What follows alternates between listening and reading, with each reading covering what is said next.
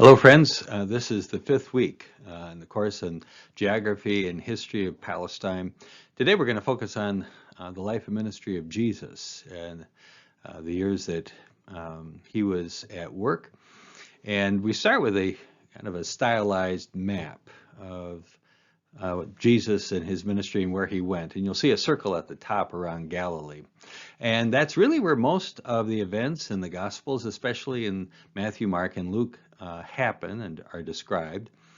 It's at the end of his ministry that Jesus makes the journey down to Jerusalem where he is crucified.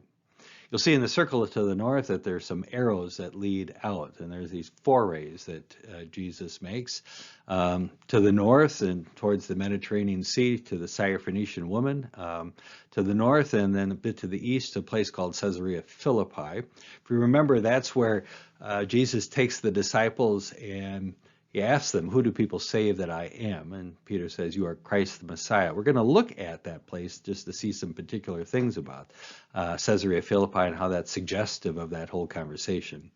And then there's an arrow to the south and east to the 10 cities or the Decapolis. You think about the Gerasene demoniac, and when Jesus exorcised the demons, they went into the pigs who ran into the sea. Well, you know, Jews don't eat pork, so those were Gentiles, Greeks that lived in that area. So we're going to be looking at the story of Jesus. We're going to start, though, at the beginning, which is in Bethlehem. And you think about this, Jesus, the place where Jesus was born and the place where he died were only about 5 miles apart, just between Bethlehem and Jerusalem. Most of the ministry and life of Jesus happens about 80 or 90 miles north in Nazareth and around the Sea of Galilee. So we're going to start there in the south.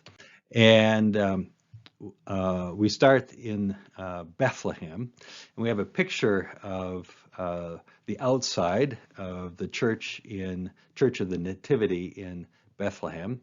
It is the oldest building or sanctuary in the Holy Land. It was built by Emperor Justinian, it was built by Constantine's mother in the 4th century, rebuilt in the 530s. It was spared by destruction from the Persians in 614 because they went in and they saw these pictures of the Magi. So they saw their own and so did not destroy the building then. Underneath that church, the church was sort of built over a series of caves. And early tradition has places the birth of Jesus in a cave. Though Scripture doesn't mention the existence of a cave yet, often homes were built in front of caves, and so it's not an unlikely possibility. And cave could serve a household well by providing shelter for animals or a place for storage. You know, outside of this church, and it's really kind of built on the brow of the hill. So just on the other side of the hill leads down into what is known as the Shepherd's Valley, and even still there are sheep that are pastured in that valley, and one can imagine shepherds keeping watch over their flock by night, and the angels come, and you know the story transpire as it did. So we will have a chance to go to Bethlehem and see this place. Let's see now. We're going to. Okay, now we are going north to Nazareth, where two things happened in particular. One, the angel came to Mary. We had the announcement of Jesus' birth and all is to come. But Nazareth is also the place where Jesus grew up. Nazareth is the place where Jesus preached one of his first sermons in Luke 4, where he said, "The Spirit of the Lord God is upon me." And Nazareth is a place where actually his hometown had a challenge in receiving Jesus as anything more than the local boy. tradition has that he was even brought out to the brow of the hill because he had said things that seemed blasphemous. You'll see Nazareth is sort of on the edge of sort of the ministry area where Jesus served, and you think, well, you think about that circle as maybe about the size of Lynn County, maybe a little bit smaller. It really is where most of the ministry of Jesus happened, and it begins here in Nazareth. We're going to go and let's see now. I go to the next slide. There, I got to go down here. Okay, now we have a picture of Nazareth from sort of outside of Nazareth, kind of looking into the city. Nazareth today is a large town of about 60,000 people. When Jesus was alive, the population probably was less than 200. So it was a very small town or hamlet when Jesus was alive. Nazareth is noted for sort of a series of kind of shallow caves along the hillside. And so it was a place where people would build shelters in front of the cave, just like in Bethlehem to house the animals as sort of a pen, and then the family would live in the back or kind of in the neighborhood with the animals. Nazareth is located kind of on a ridge line north of the Jezreel Valley. It was kind of isolated at its time, though what we do know is that Nazareth was maybe located 3 or 4 miles from a large town called Sepphoris. It was a town or city being built by King Herod. I think it was the largest city in the area at the time. And it was built of stones, and there is a speculation that perhaps Jesus and his dad, Joseph, would have gone to Sepphoris to ply their trade, perhaps not as a carpenter. The term actually is a technician or probably stonemason. So probably Jesus more likely worked with stone than with wood. But here is a picture of Nazareth. Very little is known about Nazareth from the ancient sources. Outside of the New Testament, Nazareth is not mentioned until the Byzantine period, which is about 300 years later. But it was, as they've done excavation and so forth, determined that Nazareth was really a small agricultural village during this time. Let's see now, we're going to go to the next page. Nope. Oh, now we're at, again, in the town of Nazareth, modern day Nazareth. So you can see it's a very bustling, tightly packed city. We're looking at the Church of the Annunciation there in Nazareth. It's the largest church building in the Middle East. The Greek Orthodox Church is just nearby, built over the town's water source. When you go into the Church of the Annunciation, you actually there's an area downstairs or underneath where you can look into a cave and imagine Mary and the angel visiting her.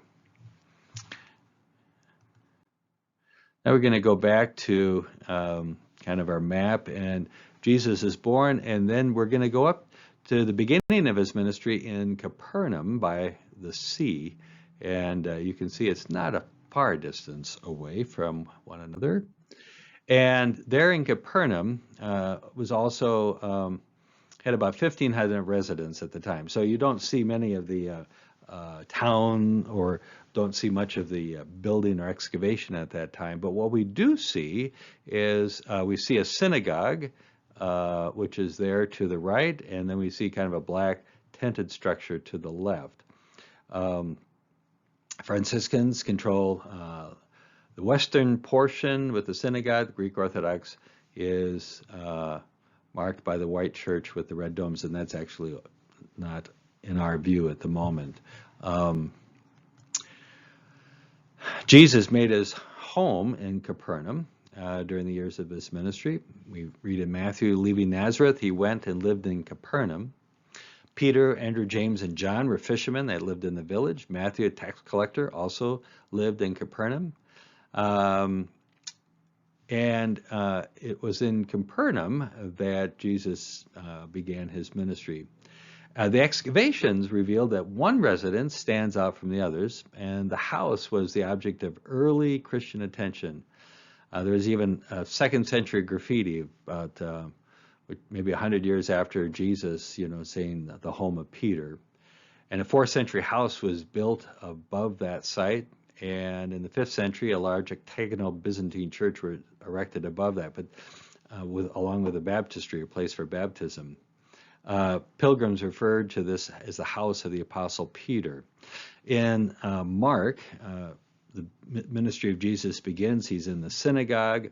He heals a person who's possessed, and after the worship service, they go across the street to the house of Peter's mother-in-law.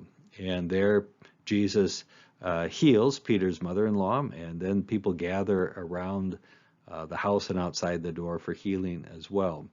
And you can see that house and that synagogue so close together. So kind of the archaeological records bear out the story of the scripture as well.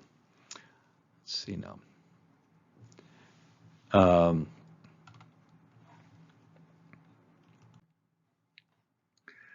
Outside of Capernaum, up the hill, is called the Sermon on the Mount. Luke calls it the Sermon on the Plain, but you can see that mountain or plain, you can see how both are kind of apropos, looking out over the Sea of Galilee. Not more than maybe a couple miles from Capernaum. You can see actually kind of the trees of Capernaum to on the picture on the right, just over the horizon. And just over the edge and into the Sea of Galilee is kind of where tradition has a bay where Jesus preached. And there were so many people gathered that he finally got into a boat and pushed out into the water so that he could talk. And actually the acoustics of that place are quite phenomenal, that somebody there in a boat could speak to thousands in that little place. There's a church of the Beatitudes. You see that in the slide to the left. We'll have a chance to visit that. And just a place to ponder Jesus' teaching ministry. You have Capernaum. You've got the Mount of the Beatitudes. And then just a little bit continuing to the west is called Tabgha. There in the Sea of Galilee, and it's traditionally identified as this place where Jesus called the disciples. He was walking along the sea, and he came across Peter, James, and John. They had their boats pulled up against the shore, and he said, "Come and follow me." But there's something more about this place, is that at the end of Jesus' ministry in John chapter 21,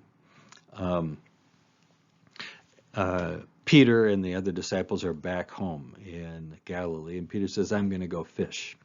I'm going fishing." And they fish, they don't catch anything. Jesus is there at the edge of and he says, "Have you caught something?" They don't recognize him, and then he said, "Put your nets down on the other side," and they bring in 153 fish, and somebody says it's the Lord, and they come ashore, and there Jesus has a fire, and there's a shore lunch for them. Well, and anyway, there's this little church built right there next to the Sea of Galilee, right next to that tradition site where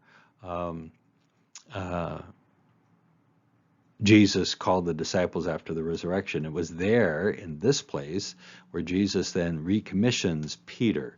He says to feed his lamb and take care of his sheep. After his Peter's denial of Jesus 3 times, Jesus then rehabilitates him 3 times. Now it's interesting, there is evidence of ancient boating activity here. And we even discover there's a harbor along the shore, and it becomes more evident when the Sea of Galilee is at a point of sort of a low water level, and the breakwater becomes evident, and there's a breakwater about 200 feet long and another 130-foot long breakwater that ran perpendicular to the shore, so it kind of provided a C shape, nested place for boats to harbor safely, especially when the winds picked up, because the Sea of Galilee can toss and turn. So this is a wonderful spot. And along there, the Sea of Galilee. So you'll see, there's water, not a lot of trees. It is pretty much open grassland. Would have been that pretty much the same way in the time of Jesus as well. Go back to the map, and now we're going to take a trip up to Caesarea Philippi. In the middle of the ministry of Jesus, he takes his disciples away that they might be with one another, and there he teaches them. And it's at Caesarea Philippi, a couple of things. One, that Caesarea Philippi is located near or at the base of Mount Hermon, which is a tall mountain, about 9,500 feet tall, very high. Some speculate that Jesus went up that mountain, or at least a ways up that mountain where the transfiguration happened. But it's something interesting that happens in Caesarea Philippi is that it was a site for Greek deities, Roman deities, and you'll see a niche. There's a kind of a cliff facing that were carved in, and there were a number of niches, and each niche was a statue to a god, Pan or some other god. So when Jesus is asking his disciples, who do people say that I am? There is sort of this setting where Jesus has placed himself in a context of gods and goddesses, of notables, and he's asking now, who am I? How do I fit in with that? And it's Peter that comes up with the phrase, you are the Christ, the Son of the living God. And it was a noted moment in the midst of Jesus' ministry, a moment of insight of what was very particular about who Jesus was. Caesarea Philippi is located, in the north. It's a very fertile and place with agriculture and so forth, and an important site. And, we're going to go to another site that is to the north. Here we have Mount Hermon. Really, it's kind of, they say, the southernmost tip of the Lebanon mountain range. At the height, it's about 9,000 feet, and that highest point, and the highest point inside Israel's border is at about 7,200 feet. So it really, Mount Hermon is a huge mountain. So not everything is within Israel, but there is a mountain peak within the current configuration of the Israeli boundaries. And the question was there a transfiguration? Perhaps it was in a place like that Jesus was transfigured. Though, his clothes were dazzling white as snow, no fuller's soap could make. Who knows? Maybe there was snow, but it doesn't say at that time. Also of interest or note in northern Israel is Dan, and the headwaters of the Jordan flow down from Mount Hermon, rushing free and clear and crisp into the Sea of Galilee. And it's an important site because when Jeroboam broke off from Rehoboam, that is after King Solomon died, and Rehoboam had a chance to keep the empire together, yet he was going to tax and use coercive indentured servitude or conscription for the building projects, that the kingdoms to the north broke away. We have then the northern and southern kingdom, and Rehoboam built a worship site, probably a covered worship site, way to the north. And there's a little phrase in the Old Testament, from Dan to Beersheba, which signifies, the full extent of the Bible lands. Dan way to the north, Beersheba in the desert way to the south. So here we are in Dan, and at a worship site, though for the people in Jerusalem it was always seen as kind of an apostasy or something to be avoided, because it would have had a temple complex that and would have had, actually there was a a calf, a golden calf, or an idol object associated with this worship site. So it was rejected by the writers of the Bible, but it is an interesting site to the north. Now, so we've been in the north. We're going to kind of move our attention south a little bit to a place called Caesarea, or maritime Caesarea. And actually, Jesus probably didn't go to maritime Caesarea. However, Paul probably spent up to 2 years in sort of a house arrest in Caesarea. He had appealed to the emperor, and he was waiting for to be sent to the emperor. He was really there under arrest or confinement for his own safety as well, because the conservative chief priests in Jerusalem were after him to do him in. Now remember, this is after Paul has made a conversion, and now he is preaching Christ and extending the church throughout the Mediterranean. And what is interesting about Caesarea Philippi is this harbor. Now, I don't know if you can see this, but do you see all of that dark area out into the water? That represented the stones, the blocks that Herod had dropped into the water to make this huge harbor. The harbor was about 40 acres in extent. It could accommodate 30 large ships. And it's a lot, that harbor is a lot bigger than the small harbor that is in existence today. But Herod was a phenomenal builder. It's not just simply the temple in Jerusalem, but other places, sites as well. And this is known as one.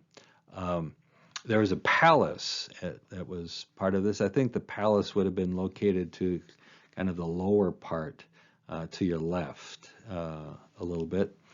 And he built this magnificent palace, and the pool in the center of the palace was nearly Olympic in size, which means that's 100 yards. That means 300 feet long was the pool that was located within his palace, and that pool was fed by fresh water from an aqueduct that Herod had built to bring water from Mount Hermon down to the coast. So truly an amazing builder was King Herod. That aqueduct was essentially a stone aqueduct built on arches. We'll have a chance to look at that. And it brought water from a great distance there to Jerusalem. Okay, next slide. We are now moving south. As Jesus makes his, at the end of his life in Matthew, Mark, and Luke, he makes his journey to Jerusalem. Bethany beyond Jordan, but there's Bethany, close to Jerusalem, probably where Lazarus lived and died, and where Jesus raised Lazarus from the dead, and then his walk into Jerusalem. Jericho, which is down in the River Jordan Valley. If you think about Zacchaeus was from Jericho. But we're going to focus on the town of Jerusalem and just to kind of get a sense of that. So when we think about Jerusalem, I think so often our image of Jerusalem is what we see today. But really, Jerusalem developed and evolved over time. And the oldest part of Jerusalem was the Jebusite city that David had conquered. And it was on this sort of small promontory that is to the left of the temple, was the original city of Jerusalem, and it's an old city. It was probably inhabited for at least since 3000 BC, so that puts it at about 5,000 years. But the beginning of the habitation was there in this old part of Jerusalem, and the reason for that is that there was a spring that could be protected and provide water, and with a wall, protection for the people. I've got one. Yes. So here, we are looking down on Jerusalem from a satellite in the sky. At the top, you can see the Temple Mount. You see the Dome of the Rock in that shaded area. and the area of the Dome of the Rock, which extends kind of down to that rectangle into the straight edges. And then you have this curved portion, and that curved portion was the original city of David, and Solomon was the one that then built the temple to the north and probably had his palaces up there as well. So that is Jerusalem in the time of Solomon, just kind of a small, much smaller city. And then remember, the walls of Jerusalem were destroyed when the Babylonians came, and Nehemiah rebuilt some of the walls. But then in Solomon's time, or I should just say in King Herod's time when Jesus was alive, the city walls were what you see here. And so that means the city walls actually extend out beyond what you currently see. To include the Old Jerusalem, include the Temple Mount. There is Antonia's fortress, which was a military fortress located right there next to the temple. And then Herod's palace is kind of in that square area. Now, I have put a circle outside of the walls of the city walls, and that would have been where Golgotha was, where the crucifixion and the burial happened. So they happened outside the city wall at that time. Now, these walls were torn down in 70 AD when Jerusalem and the Jews rose up against the Romans, and Titus came in and destroyed the temple and tore down the walls to pacify, overwhelm the people. So we're going to, one more. So in about 1500, Suleiman the Great, if you remember, he was the one that was knocking on the door of Vienna. He was the one that was extending Islam into the Balkan region and almost to Vienna. Suleiman also at this time had the walls rebuilt around Jerusalem, and they were so the configuration of the walls now is what we see today, and you can see that the walls were moved up. So that they're to the north and not so much to the south, and now the Golgotha, Church of the Holy Sepulchre, is located within the city walls rather than outside of them. So what we see today is sort of the latest building or city remodeling or whatever. And while it bears some relationship, yet it is different than the time of David, or even different from the time of Jesus. Here is this kind of an outline. So what we have today is that Old Jerusalem, this is called Old Jerusalem, has 4 quarters. So we have a Muslim quarter where mostly Muslims live. You have the Temple Mount, that's right there with the Dome of the Rock. You have the Jewish quarter to the south, and there you have the Western or the Wailing Wall or Western Wall, which is kind of that open space there. Armenian corner, which is Christian. Actually, Armenia no longer exists, but in eastern Turkey, Armenia, the kingdom of Armenia, was the first kingdom to become Christian. And Armenians still have a presence in many, like the Church of the Nativity in Bethlehem is serviced by Armenians. They would be Orthodox today. And then you have in the upper left the Christian quarter, which would be more, you might say Catholic, though there's some Lutherans there as well as others. So there you can see the 4 quarters, and one of the things we're going to do is we're going to take a walk up the Via Dolorosa, and that walk goes up through the Lion's Gate near the Temple Mount, and it makes it kind of way straight up, and we're going to end up there at the Church of the Holy Sepulchre to the left. And there's some sites there, but just kind of gives you a picture of what we're going to be seeing and sort of the relationship to the city. Here we have the city of Jerusalem, and actually my mugshot down there in the bottom is covering over what would have been the Garden of Gethsemane, where Jesus went to pray, and from there he was betrayed by Judas, and the soldiers took him into arrest.